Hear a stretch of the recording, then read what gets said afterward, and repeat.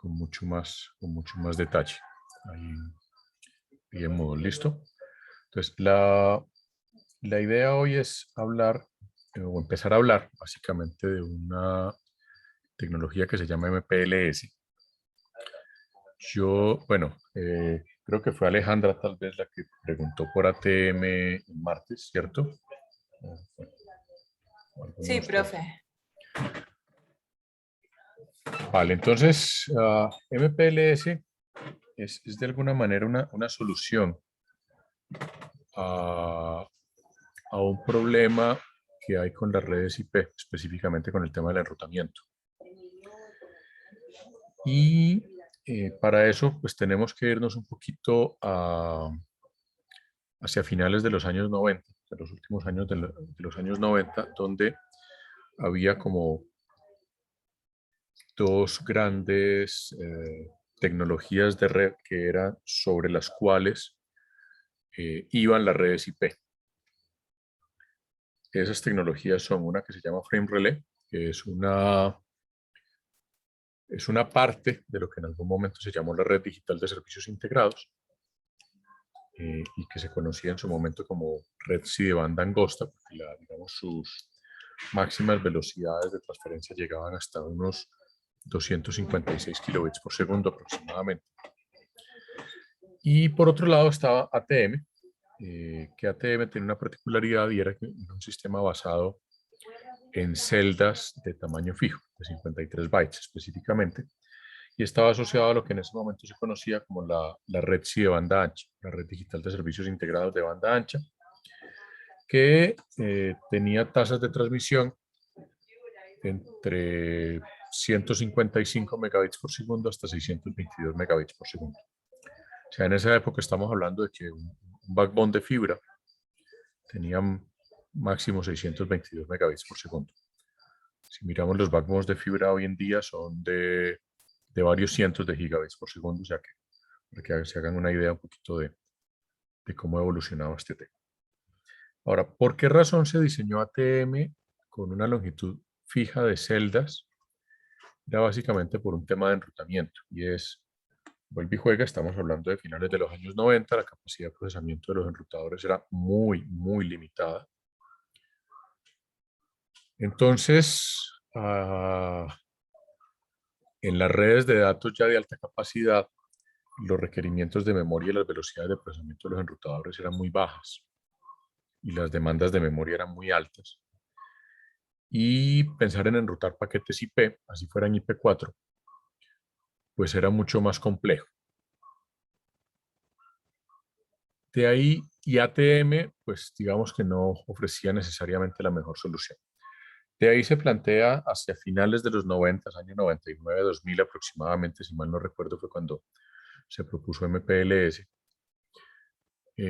MPLS es una sigla que viene de Multiprotocol Label Switching, que es una idea muy sencilla, que es la que está en esta figura.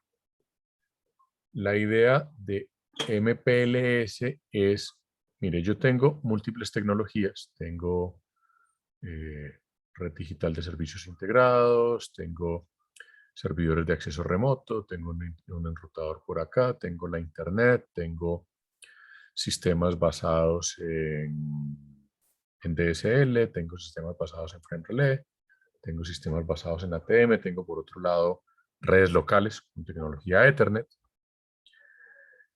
y necesito enrutar de la manera más ágil posible, sobre todo por los backbones de Internet, la información de una manera eficiente. Entonces, lo que se les ocurrió fue ponerle a los paquetes IP, agregarles un tag adicional. Por eso se habla de multiprotocol label switching, se habla de labels o de rótulos. Y es, bueno, pongámosle un rótulo pequeñito que me permita manejar la información a través de una red MPLS de una manera muy ágil, muy rápida, de tal manera que hay unos dispositivos que se llaman los Label Edge Router, que son como los dispositivos de entrada al sistema MPLS, y que va a ser un LER, un LR lo que va a hacer es que va a mirar las direcciones IP, dirección fuente, dirección destino, y con eso va a saber cuál va a ser la dirección de egreso de este señor. Entonces va a etiquetar esos paquetes IP de tal manera que a partir de ahí todos los enrutadores centrales de la red MPLS, los label switching routers, simplemente se van a encargar de llevar esos paquetes de una manera muy ágil a partir de los tags. Y lo que van a hacer es, la medida que el paquete va viajando por la red, los dispositivos MPLS remueven los tags de entrada, ponen un nuevo tag y lo despachan de la manera más rápida posible. De esa forma se pensó o se diseñó un sistema muy ágil de enrutamiento. Además, MPLS no está propiamente en el nivel 3, es un nivel intermedio como entre el nivel 2 y el nivel 3. Algunos hablan del nivel 2.5. Hay unos puristas que dicen que eso no existe, que ese nivel 2.5 no existe, que simplemente pues MPLS es una capa intermedia entre el nivel 2 y el nivel 3 y para de contar. Y que al ser enrutamiento pues se considera nivel 3. Hay otras personas que dicen que eso es nivel 2. Pero bueno, digamos que eso es una discusión que a mí particularmente me parece medio pendejo.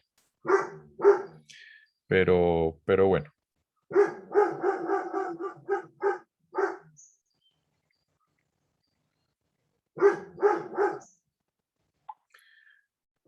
Entonces, ustedes dirán, bueno, pues hoy en día con IP6, con unos switches, tenemos switches de nivel 3.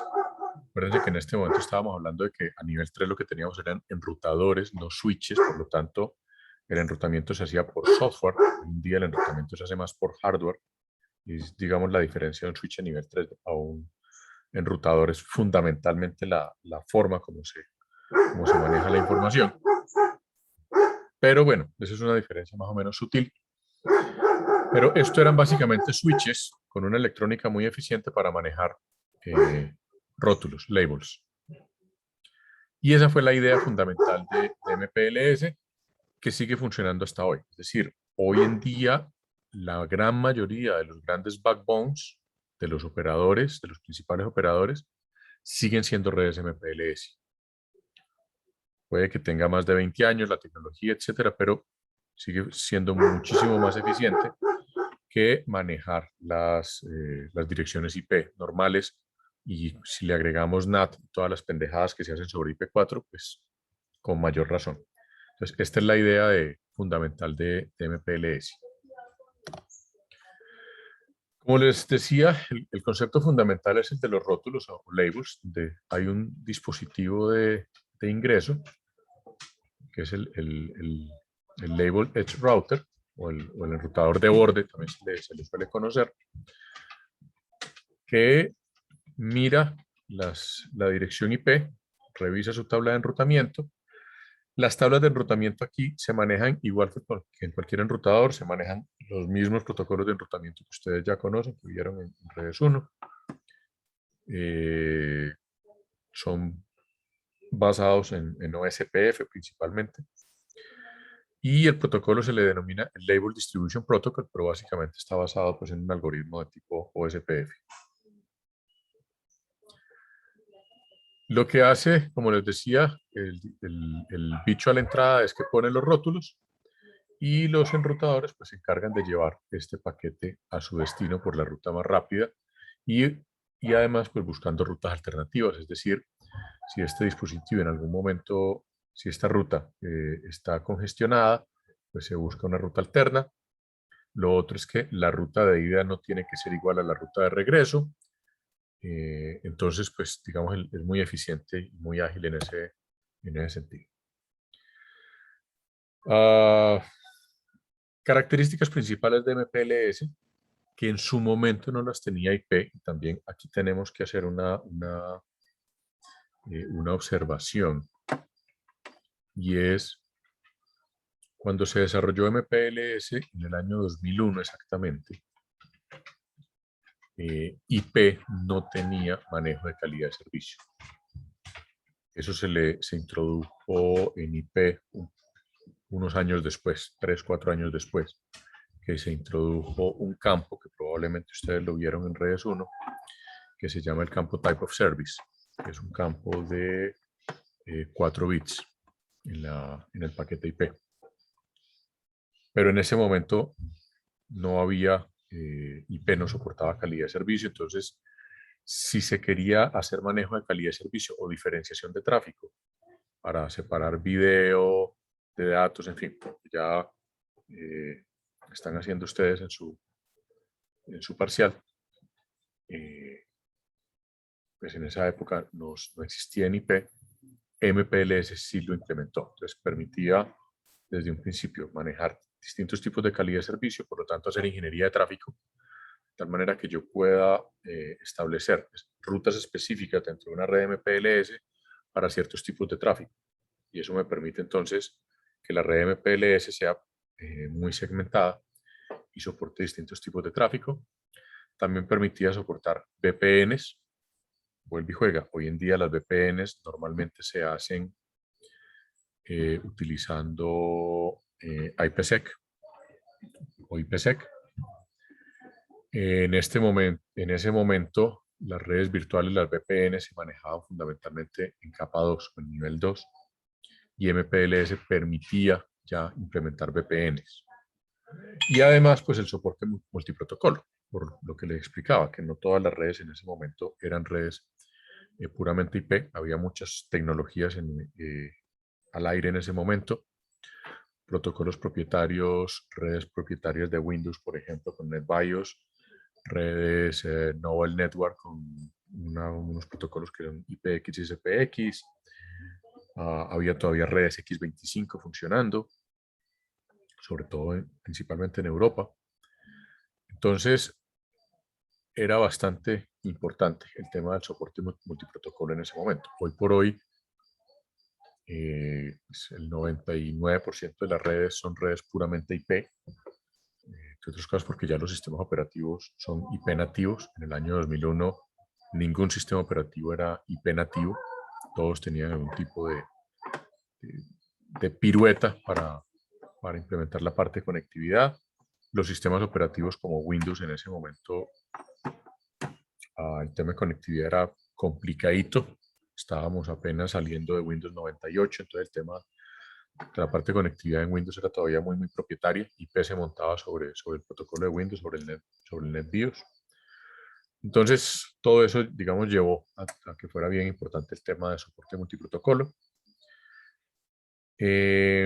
Y si vamos a lo que hablábamos por allá hace unas tal vez 3, 4 semanas del concepto del nuevo IP, probablemente la existencia de MPLS nos puede simplificar o nos puede permitir la transición hacia una nueva IP sin todos los problemas que ha habido con el tema de la transición de IP4 a IP6. En MPLS se manejan flujos. Cada flujo tiene que ver con ciertas características particulares, ruta, retardo, calidad de servicio, etc. Y esos flujos se les denominan FEX o Forwarding Equivalence Class, que es una forma, digamos, particular de etiquetar la información de tal manera que los switches en la red le den un tratamiento específico. Ahora, este concepto de los FEC nos lleva a otra cosa bien particular, y es que MPLS es orientado a conexión, no es orientado a paquetes como IP, sino que es orientado a conexión. Es decir, en las redes MPLS, los FEC se establecen a priori, no se hacen dinámicamente como teóricamente se hacen en las redes IP, donde cada paquete se analiza individualmente y se define la ruta de manera dinámica, cosa que en realidad no se hace porque casi todo el mundo utiliza rutas estáticas, pero bueno, la teoría sigue diciendo lo mismo. MPLS establece rutas a priori, o sea, cuando se arman los FEC, esos FEC quedan establecidos mientras dure la transmisión de información. Eso puede ser un poco ineficiente en algunos casos, pero pero digamos, se compensa con otras cosas que se hacen en MPLS que lo hacen más eficiente. Como les decía hace un instante, cada FEC tiene su caracterización de tráfico, calidad de servicio y demás. O sea, cada flujo se define de acuerdo a eso que se denomina la ingeniería de tráfico, que tiene que ver con los tipos de servicio que van a ir por la red. Esta es otra forma de ver esa arquitectura general que les mostraba en un par de diapositivas antes.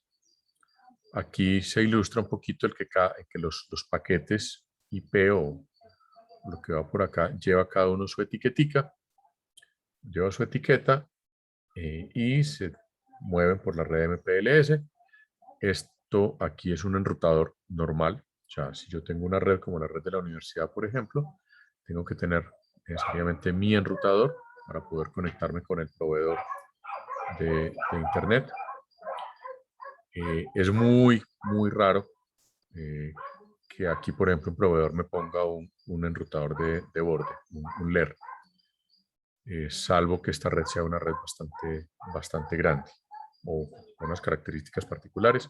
Usualmente esto suele ser un enrutador normal que ya en las instalaciones del operador sí se conecta con el enrutador de borde o el LER. Fíjense que en la nomenclatura típica de MPLS no se suele... Esa tacita de té... Ay, Dios mío. Okay. Se nos durmió Alejandro. Les decía que en la nomenclatura aquí a veces se habla de enrutadores MPLS, a veces se habla de switches, pero en sentido estricto MPLS es una tecnología de conmutación. Solo que en algunos casos se habla de enrutadores MPLS como para indicar que son dispositivos que tienen cierta compatibilidad con IP, pero nada más. Ahora, ¿cuál es el tema con un enrutador de tipo MPLS? Que él solamente revisa el rótulo, no necesita revisar las direcciones IP, sino que hace el enrutamiento de acuerdo al rótulo. El rótulo es de tamaño fijo, es mucho más pequeño que un encabezado IP, de tal manera que es mucho más ágil el procesado de información. Básicamente, asociado a cada forward, a cada FEC, a cada Forwarding Equivalence Class, se define una ruta que es lo que se denomina el Label Switch Path. O sea, básicamente se establece la ruta y esa ruta queda asociada al FEC y queda asociada a los parámetros de calidad de servicio. De tal manera que, como les decía, hay un protocolo SPF de enrutamiento, que es el que utilizan los switches dentro de la red para actualizar sus tablas de enrutamiento, para definir cuál es la mejor ruta, alcanzabilidad y demás.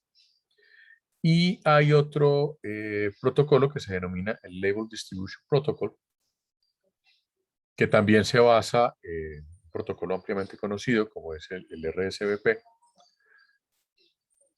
donde lo que hace ese LDP es que asigna los paquetes a un FEC en particular.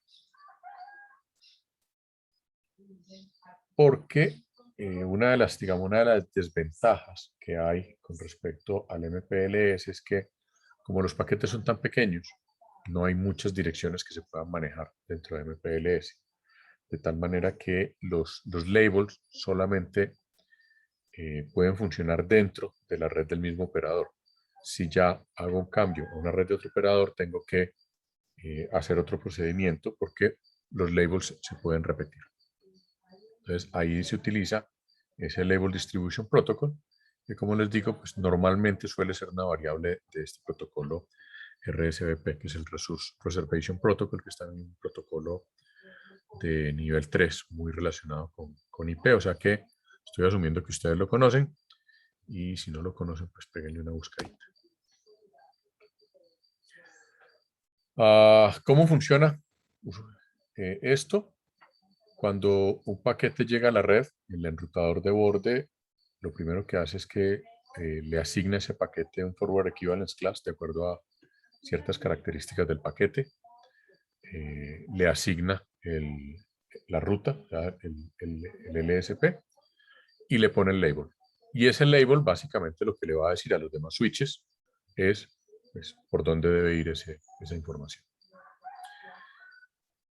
Fíjense en otro detalle. Cada LSR retira el label cuando le llega el paquete y a la salida del switch le pone otro label asociado a la ruta. Entonces, básicamente cada LSR tiene su tabla de enrutamiento con los labels que me identifican cuáles son los labels de entrada y a ese label de entrada qué label de salida le corresponde.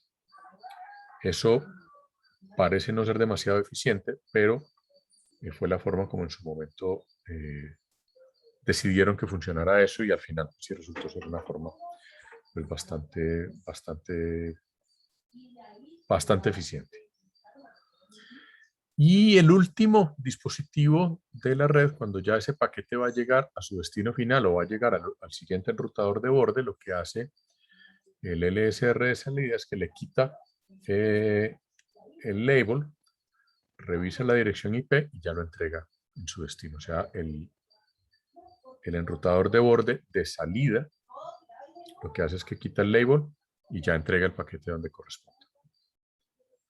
¿Cuáles son los parámetros que puede tener una forward equivalence class?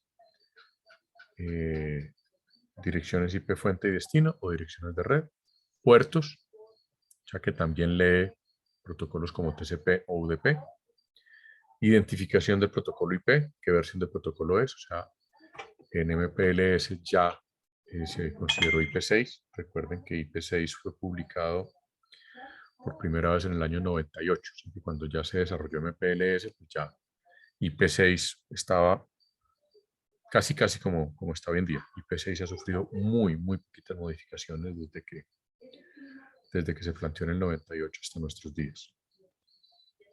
Entonces, por eso se utiliza aquí el ID del protocolo IP. Se puede incorporar también el código DiffServ, que es el que me permite manejar el tema de calidad de servicio. Vuelve y juega. Como les dije, cuando MPLS se desarrolló en 2001, se introdujo el tema de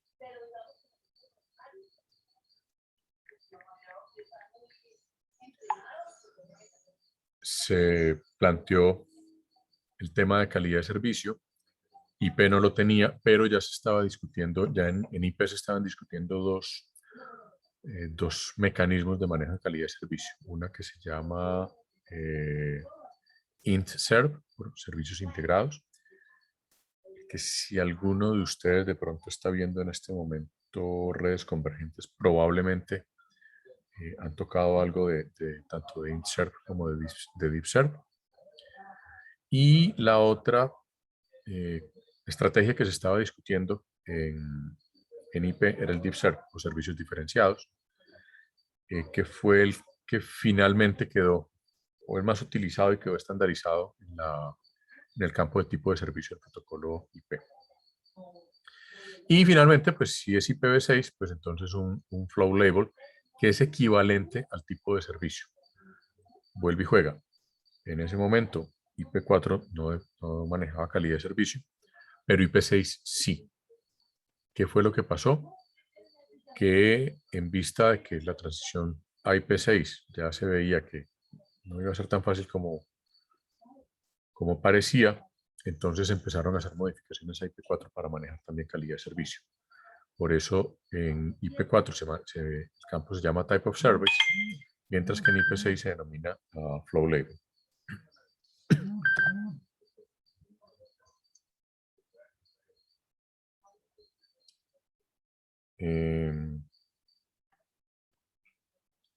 ¿Qué otra característica tiene MPLS? Hay una cosa que existe, un per hop behavior, que como su nombre lo indica es un comportamiento salto a salto, de tal manera que un enrutador MPLS puede modificar la manera como gestiona los paquetes para una determinada Forward Equivalence Class, de tal manera que este PHB se encarga de definir la prioridad en la cola y eventualmente hacer eliminación de paquetes o mover paquetes dentro de la cola dependiendo de la prioridad de esos paquetes. Puede ocurrir que paquetes con los mismos endpoints, o sea, con las mismas direcciones IP de origen y de destino, pertenezcan a diferentes FEC por el tema de calidad de servicio que les decía hace un momento, y eso significa que pueden ser tratados de manera completamente diferente dentro de la red MPLS, de tal manera que eventualmente alguno de los paquetes, digamos, misma fuente y mismo destino, pueden ser descartados, mientras que otros no.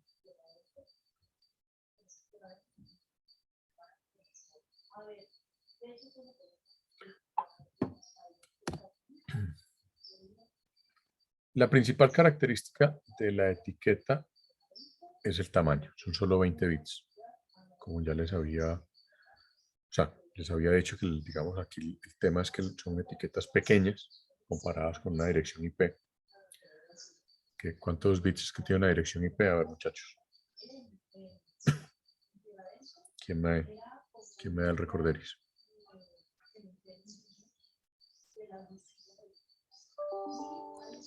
¿32 bits? IP son 4, ¿no? Ok, muy bien. Aquí son solamente 20.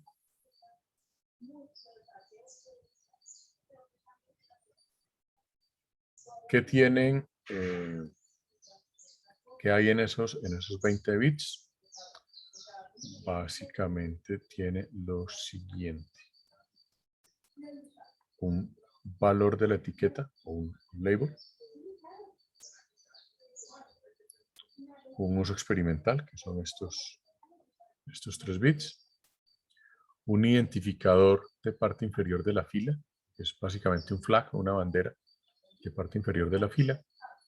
Eso es porque puede haber un apilado de etiquetas a lo largo de la red MPLS, entonces eso tiene un tratamiento particular.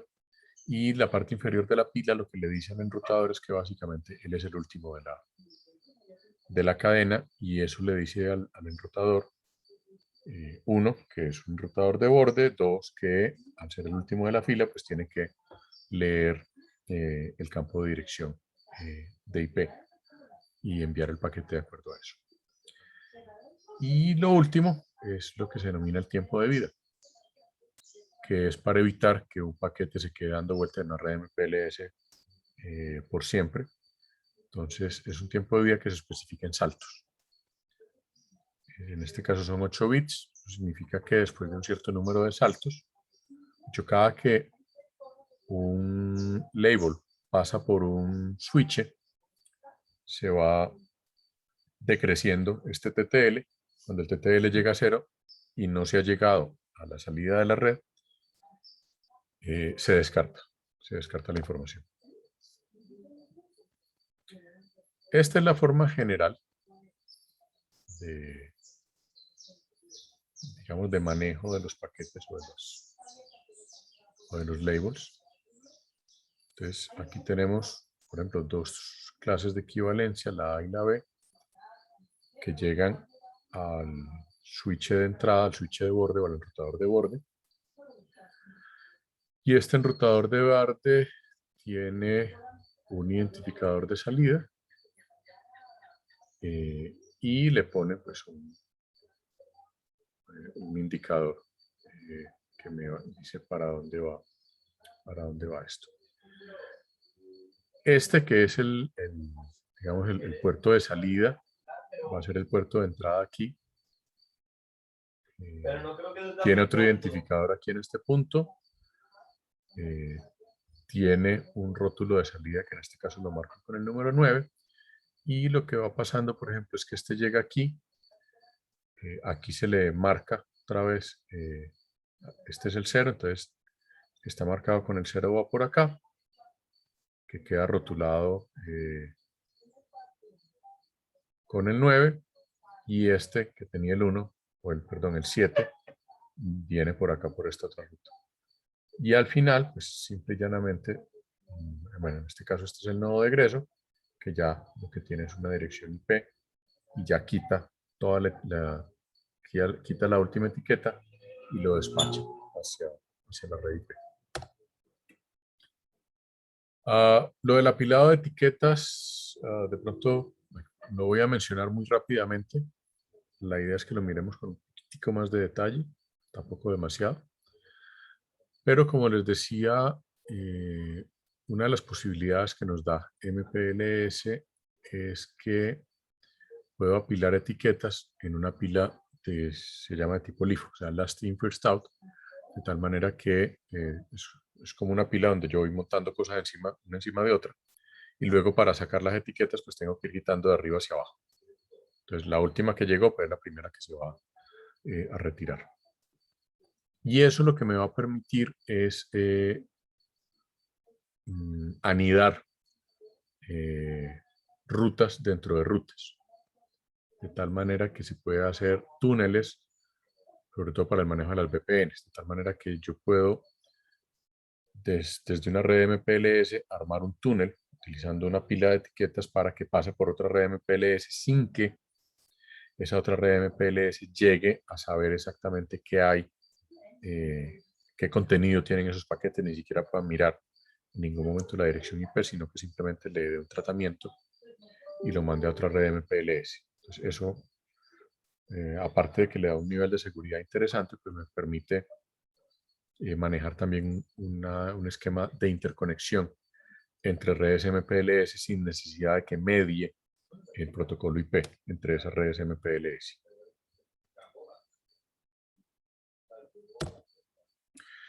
Y bueno, esto era lo que tenía para ahorita.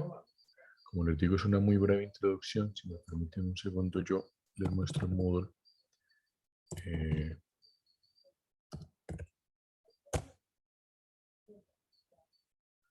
Un segundo.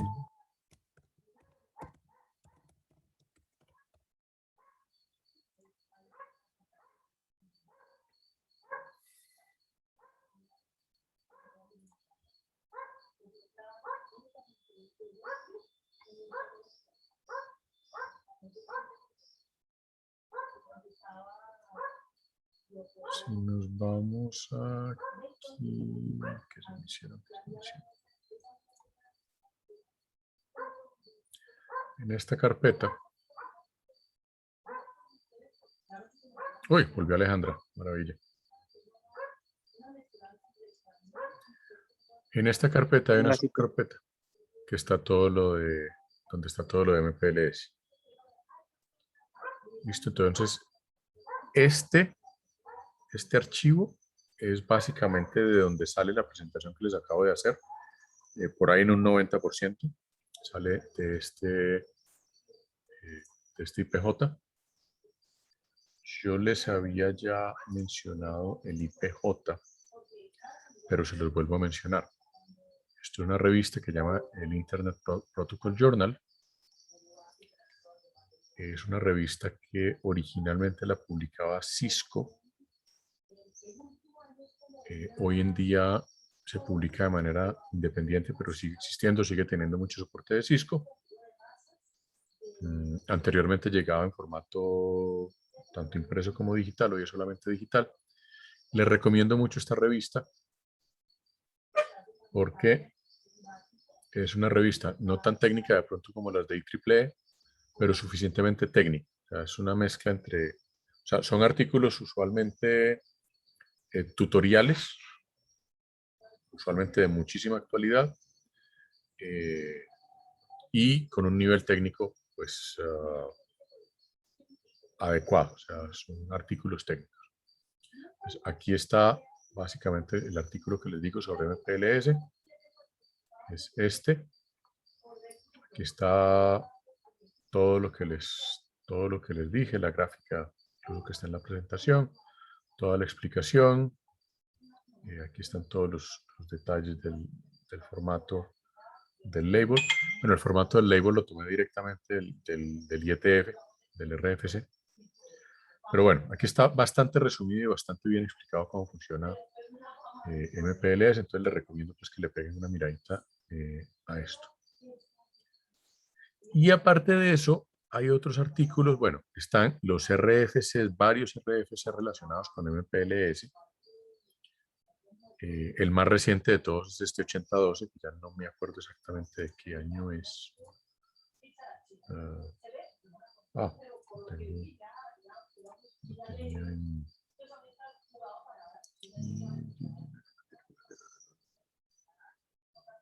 Se me hizo la fecha. 2016.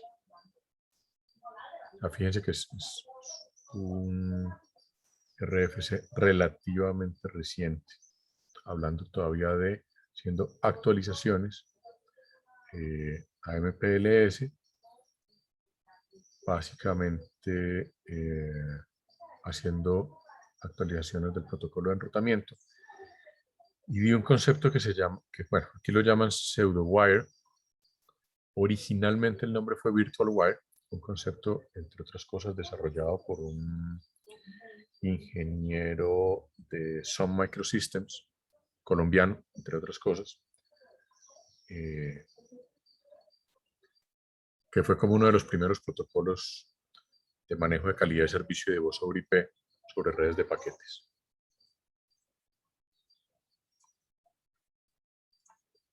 Y bueno, y hay otros artículos adicionales relacionados con ingeniería de tráfico en MPLS.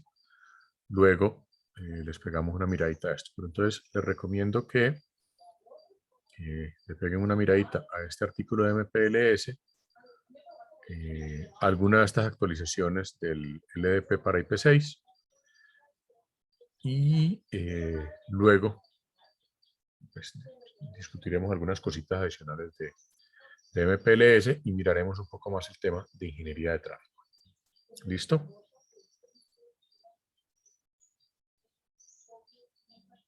¿Alguna duda, pregunta, inquietud?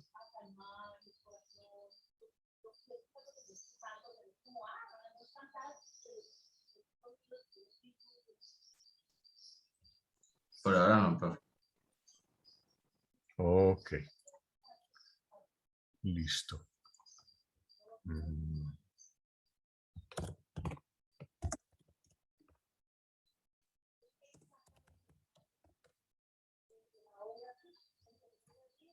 Aquí está lo del IPJ, como les digo, sigue siendo igual, solo que esta es versión julio 2021. Otras cosas me han llegado. Bueno, fíjense que, bueno, aquí este último tiene algunas cosas que pueden ser interesantes si les quieren mirar, porque de esto vamos a hablar también más adelante. Lo que viene en la siguiente unidad, que empezaremos yo creo que ya a finales de la semana entrante, está el tema de Network Function Virtualization. Entonces, el último número del IPJ pues va a ser bastante útil para lo que nos interesa a nosotros, así que se los recomiendo. ¿Listo?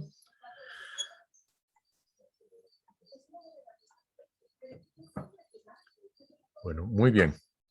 Si no hay preguntas, pues entonces los dejo que sigan trabajando con su parcial y cualquier cosa me Profe. cuentan. ¿Listo? Señor. ¿Podría demostrarnos cómo hacer lo del Wireshark? ¿Cómo hacer qué, perdón? Lo del Wireshark.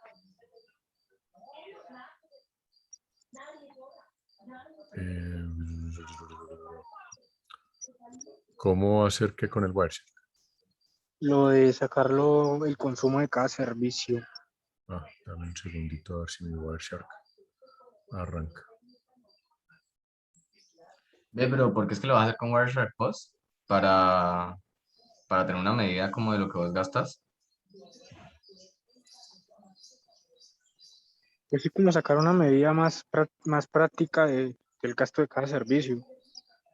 Porque pues en la teoría te da como un valor, pero en la práctica te puede arrojar otro, ¿no?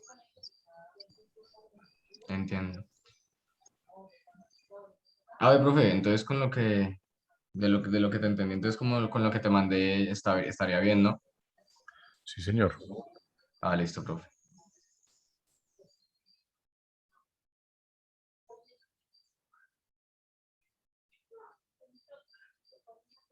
Acomodo eso en un Word, ¿cierto, profe? Es que yo, acuérdate que yo hice todo eso en Excel. Entonces, no sé si verás. Es que yo había visto ahí en Moodle que dice Word o PDF. Entonces, ¿lo paso?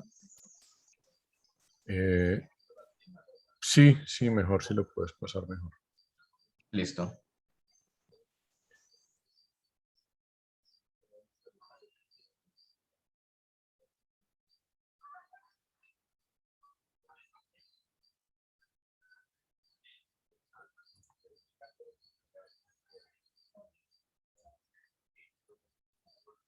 Bien. Permítanme, yo les vuelvo a compartir aquí.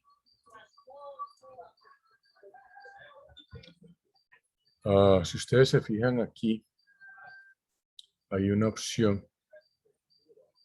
Bueno, ya luego yo le puedo dar filtros de visualización. Pero fíjense que yo puedo mirar las direcciones y puedo mirar las tasas de cada una de las cosas que estoy haciendo. ¿Sí? Entonces yo puedo, y esto lo hacen por esta función de estadísticas. ¿Sí? O sea, por aquí ustedes pueden mirar las diferentes estadísticas. Pueden por todas las direcciones, que fue lo que yo hice acá, o por puertos específicos o por direcciones. Entonces ahí ustedes alcanzan a ver básicamente la información de tasas. Pero, profe, ese sería el rate. Sí, El que, ese es un ¿y eso rate. qué significa? Eso, o sea, digamos, ese 0.3, ¿qué sería? ¿Cómo se interpreta? Ese 0.3 lo que me está diciendo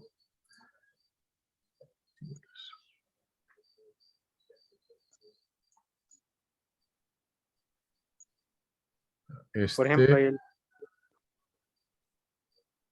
este lo que me está diciendo es cuántos milisegundos se demoró este paquete y esta es la tasa, o sea, esto es 0.58 megabits por segundo básicamente, 0.58. que es este burst rate. Pero burst rate es que, ok, es...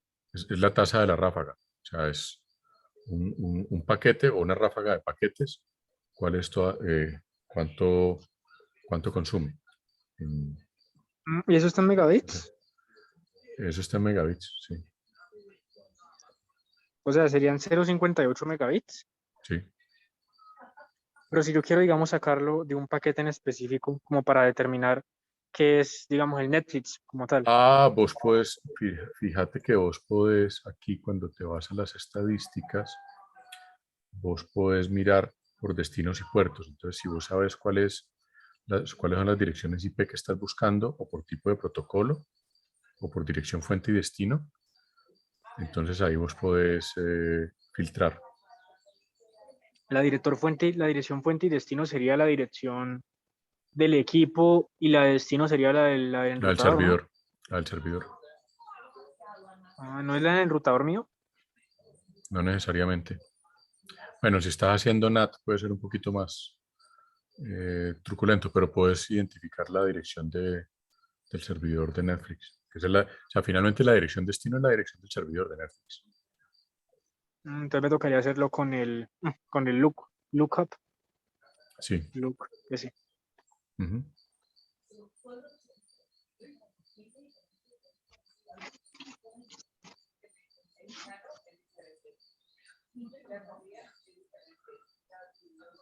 Ah,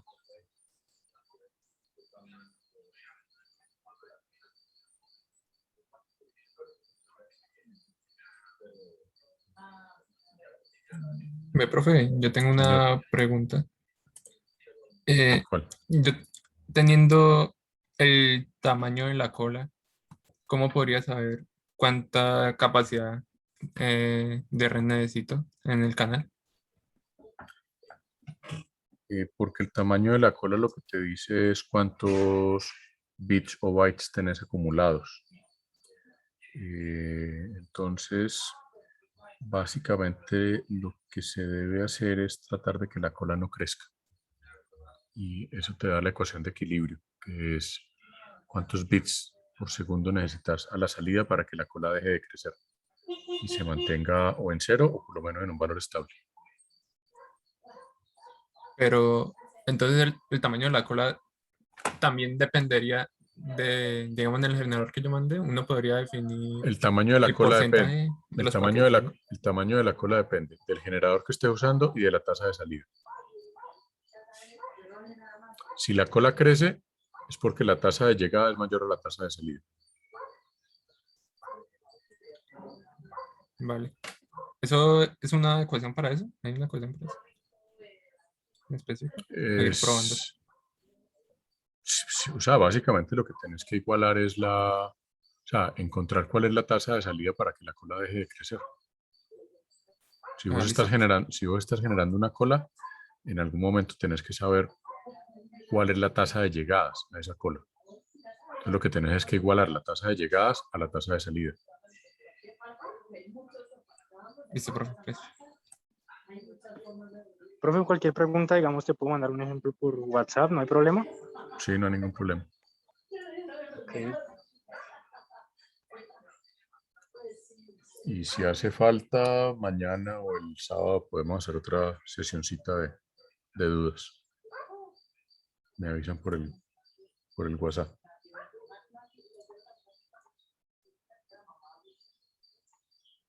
Pues pero es que yo tengo ya como una estructura en mente, entonces sería como empezar a desarrollarla y pues ya te pregunto cómo la ves, pero pues cuando tenga como algo, porque pues preguntarte como sin nada, pues no. Sí, más fácil.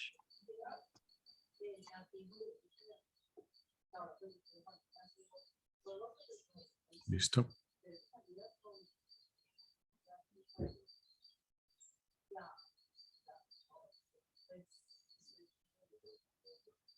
Bueno, chiquets.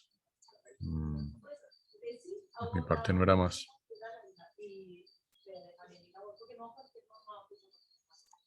Nos vemos entonces pues, el martes o antes si se requiere, ¿vale? Profe, gracias. Bueno, nos vemos entonces. Chao, chao. Nos vemos, profe, gracias.